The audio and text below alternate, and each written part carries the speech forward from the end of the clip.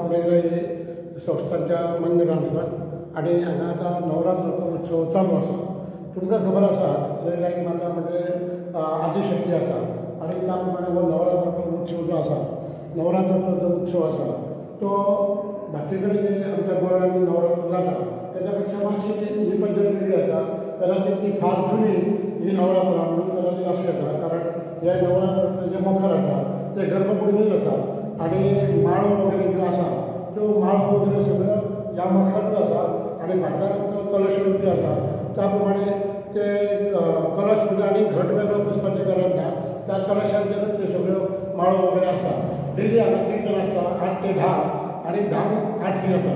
त्या प्रमाणे भावीक लोक सगळे येतात, लोकांचे मनोरंजनाचे पुरवणी जाता आनी न चुकता हो नवरात्राचो जो मखरोत्सव आसा हे सबंद महाराष्ट्रा गोंयांत पयलेच मखर आसतले सबंद चांदीचे आनी हाका फोडणी किंवा रंगोवपाची वेळ अशें कांय ना. अशा प्रकारे हे सगळे केल्लें आसा आनी त्या प्रमाणे लोकांची गर्दी भरपूर आसता आनी 9 दीस लोक हांगा येता.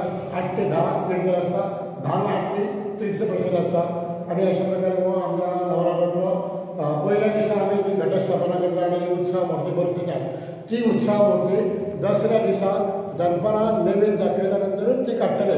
म्हणजे सगळ्या भाविकांक सकाळी 6 ते रातचे 10 पर्यंत केन्नाय हे आज तुमकां दिसता मखर आनी ही मूर्ती तेजें दर्शन सबंद दिसभर जाता. हे ह्या शिरगांवच्या नवरात्राचें विशेष वैशिश्ट्य म्हणटा तें हें आसा.